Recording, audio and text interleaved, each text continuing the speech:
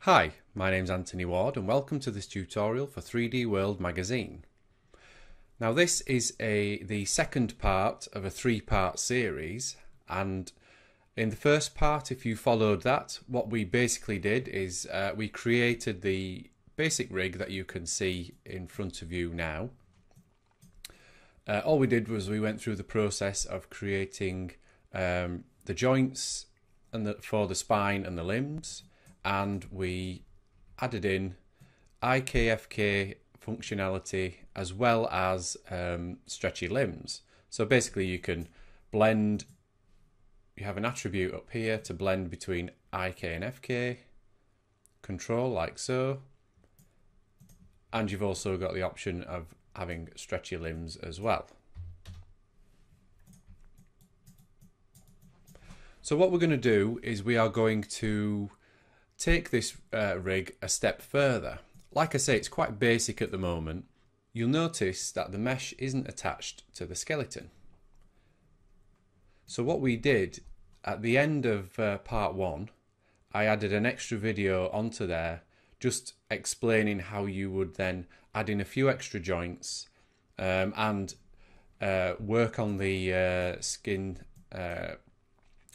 weights so that you could use this basic rig to then pose and animate your character.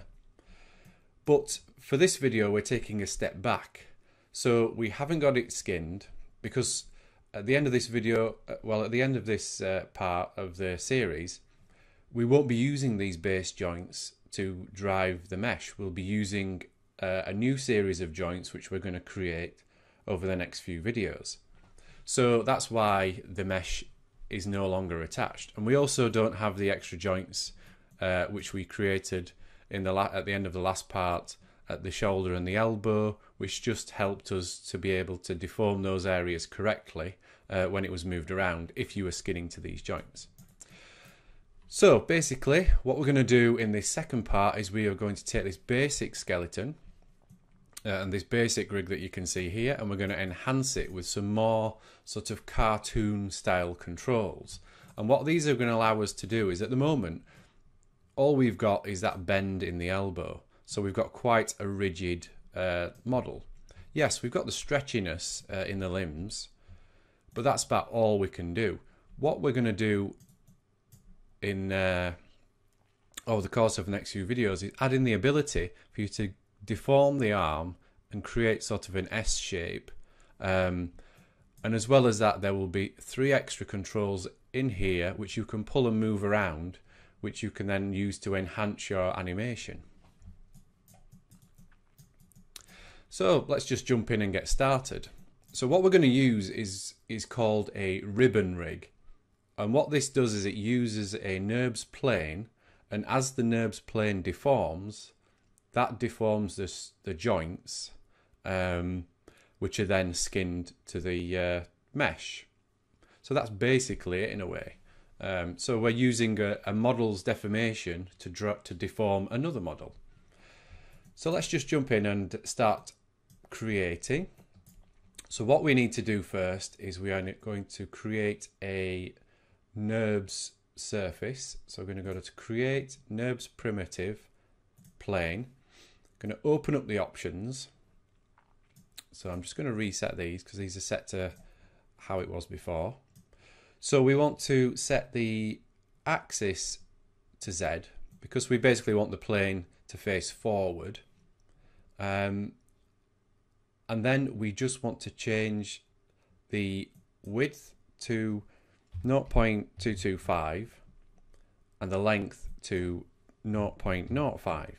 Now these will depend on the units that you're using, so we'll see when I create it if I'm using the right units. Basically, if you're using a meter, then obviously the values will change compared to if you're working in centimeters. So the final thing we need to do is create how many patches we want in the NURBS surface. So this is how many divisions. So I'm going to create 8. Let's click apply. So that's worked okay. So we had the correct width and length values. If it comes in and it's too small or it's too big, then it doesn't matter. You can just scale it up and freeze the transforms. In fact, I'm just going to delete byte type history just to get rid of that off there. So as you can see, what we have now is a NURBS plane. And as I said in the first part of this series, it's good to rename things as you go. So I'm going to call that left arm ribbon. Now I'm going to bring that up in front of the, let's just switch to the front view, just to demonstrate why I added 8 patches. So if we move this up, we want it to match the length roughly of the skeleton joints. Now I know there's a bend in the elbow, but that doesn't matter for now. So we basically want an isopalm where we want joints to be placed. So we obviously want one at the shoulder, one at the wrist, one at the elbow, and we also want 3 divisions between each, so that we can just select where basically, let me just get rid of the joints, otherwise I'm just going to end up selecting that. Essentially we're going to deform this, using those joints, and that is going to allow us to get the shapes that we want. So yeah, the isopalms dictate how many divisions you want in there. Now if you want your skeleton just have 1 extra division in between the shoulder and the elbow, then obviously you'll need to change the amount of patches that you want between there. But for now, we just want 8 and we're happy with that. Ooh, that's better. So I'm just going to move this up just so we can see what we're doing. I'm just going to hide the model, hide the systems. We'll keep the skeleton. I'm just going to hide the controls as well, just so we can we don't need a lot of clutter. So now we have the NURBS surface. We need to find a way. Basically what we want is we want joints along that surface, sort of where each of these isopalms are, and as the surface moves, the joints will follow that surface. And what we're going to do is we're going to use a hair system. Now it sounds a bit strange, but if you just stick with me. So we're going to select the NURBS surface and we're going to go to nHair, create hair. Just open the options. I'm just going to reset those settings again. So we want to set the U count to 9. So 1 more than we did with the patches. V count to 1 because we don't want any, we just want 1. Basically this is going to create follicles, so we're dictating how many follicles we want. So we want 9 follicles going across, but we only want 1 strip, so we only need to set the U count to 1. We want to set edge bounded. We want to enable that because we want the follicles to be created on each isopalm or edge. And I'm going to set that to static because obviously we don't want these to be dynamic. We're just after the follicles really. So I'm just going to click apply. Now it's come through quite small, but if I zoom in, you can just make out these little nodes here. And these are the follicles. These are what we need. I'll just see if I can make them a little bit bigger, just for demonstration purposes. I'll just scale that one up. No. Okay. So basically you can just see them there. And they're all we need. So we can get rid of that hair system, and we can go through and delete all these curves underneath all of these. We can also get rid of this paint effects node and the nucleus.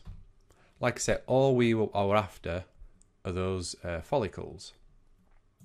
So while we're here, again, let's just go back and rename everything. So I'm just going to select all those, come up here to where we can rename, and I'm just going to call it left arm follicle. If I press return, see it's renamed all these with nice numbers afterwards. I'll rename the group that they're in to left arm follicles. So they're all set up. So now we need the joints, and these are going to be the joints which are going to drive the geometry. So I'm just going to create skeleton, create joints, and I'm just going to create a joint anywhere. Just bring it up here, snap it to this shoulder joint, and move that over. So we want this joint to be the same orientation as the shoulder joint. If I make sure that's set to object, so we're working in object space, so you can see how we need Y facing forward, Z pointing down, and X pointing to the left. So what I'm going to do is I'm just going to rotate this. So let's have a look.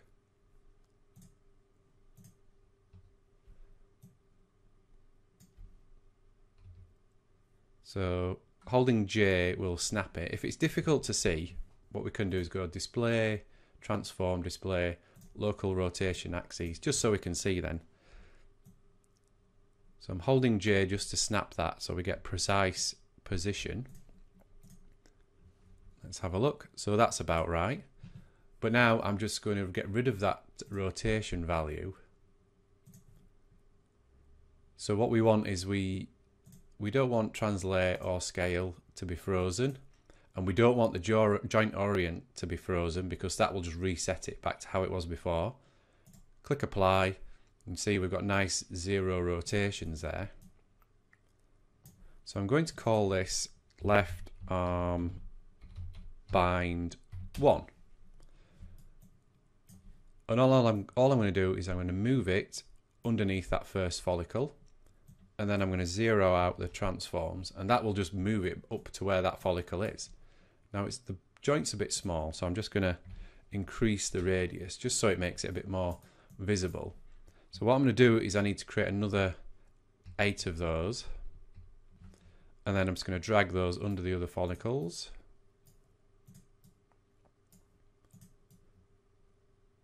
Six, 5, 4, 3, 2.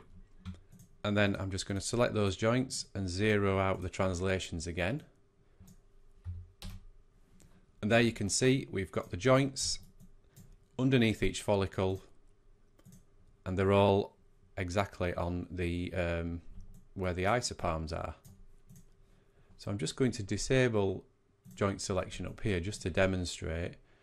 If I select these control vertices and move them up, we can see these joints are turning to orient with the surface of the, with the NURB surface, and they're pointing up to this joint here, which is just where we're moving the control vertices. So you can see now we can deform this model, and then we can, as we're deforming it, the joints are following. So I hope you're sort of getting the idea of where we're going here. We're basically going to deform the surface, and then that in turn is going to change the orientations and the translations of the joints, and that will then drive our main model. So one more step we're going to do to the actual NURB surface is basically when we come to animate this, we want, because we're working on an arm, we have a shoulder, an elbow and a wrist joint. So when we bend the elbow, we want to have a nice crease in the middle.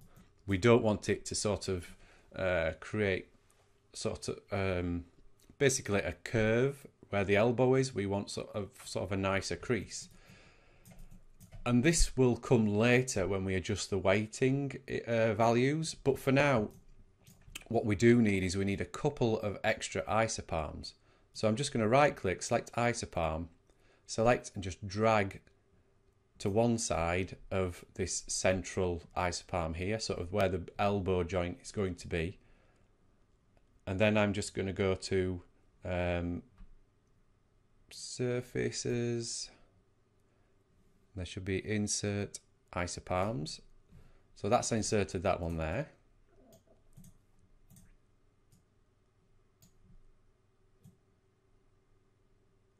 and then I'm going to do the same at the other side. Insert isopart. So if we look at the control vertices now, we have these extra ones here, and that's just going to allow us a little bit more control when we come to paint the weights later on. So we have the main NURB surface. We also have the joints that are going to follow the way that that surface deforms. Now before we move on, I'm just going to move this a bit further down, closer to the arm. We're just going to create a couple of duplicates of those, of the main NURB surface. I'm just going to move those up so we can see them. And then I'm going to call one left arm sine and one left arm twist.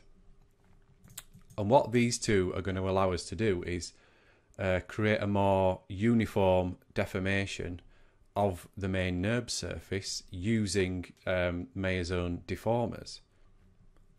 And to do that, we can just create a blend shape from these two onto the main NURB surface. So if I select the new ones, the twist and the sine, select the main one, and we're going to go to deform blend shape, and we're just going to call it left arm B shape, just so we know what that node is. Click create. So now we have the ability to blend the shape of this between these two here. But we're going to come back to that. We've created these duplicates now because we're going to change the shape of this. So it's going to end up with a slight bend in the arm. So it's good to just duplicate those now so we've got them to save for later. So I'm just going to hide them for now. So with that done, we're pretty much ready to start making this arm our control arm.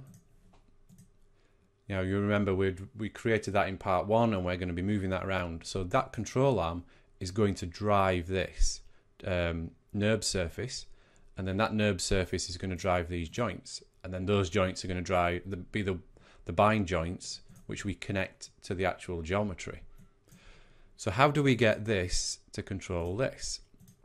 Well, we could just skin this directly to this, and that would be fine, but we need a bit more control over it. We also need some controls sort of part way through in the middle sections of the upper arm and the lower arm as well. So let's create a few control joints now, and these joints are going to be the main joints that control the actual NURB surface. So we know that we want a control at the beginning. We want one halfway up the arm. We don't need to create a control joint for every joint here. So then we want one at the elbow, one in the middle of the upper arm, and then one at the wrist. So I'm just going to duplicate them, and I'm just going to move them out of that group.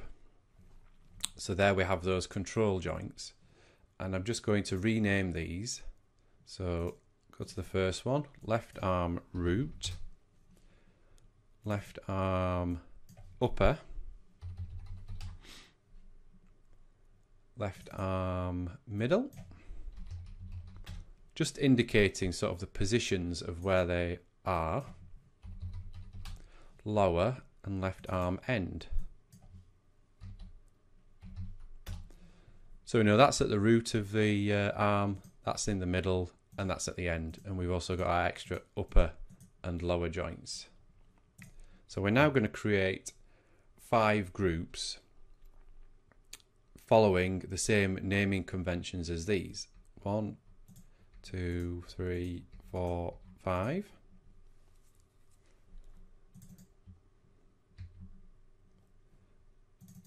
And we'll call these with the we'll basically rename these with offset afterwards. Just creating our offset groups.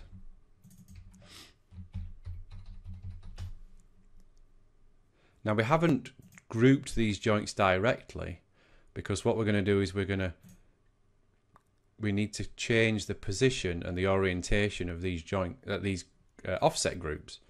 If we do that when we've got the joints grouped underneath them, then this group is at the world root. That will move up here, and in turn the joint will move up here. So we need to do that. We need to parent the joints after we've adjusted the positions and the orientations of these offset groups.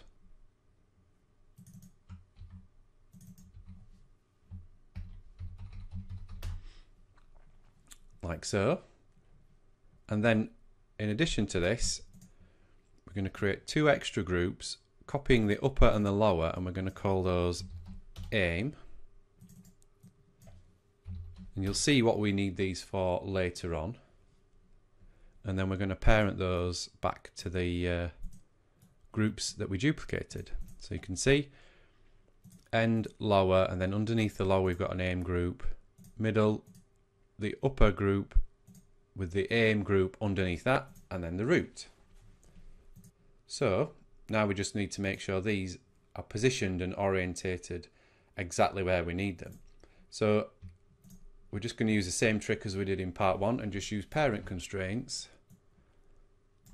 Make sure maintain offset is off, because the whole idea is we don't want to maintain the offset, we want it to snap. Add, lower, add, middle,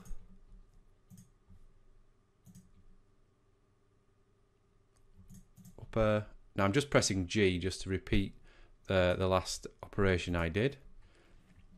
So you can see they've all inherited, they've got the correct orientations, the correct rotations. So let's just go through and delete the constraints,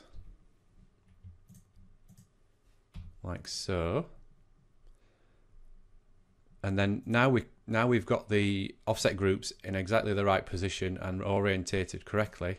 We can then just drag the joints. So we're putting the joint under the aim groups. So we want them under the lowest child of the group. Upper aim. There we go. So they're all sat nicely under those groups. Just going to close this down just to make some room.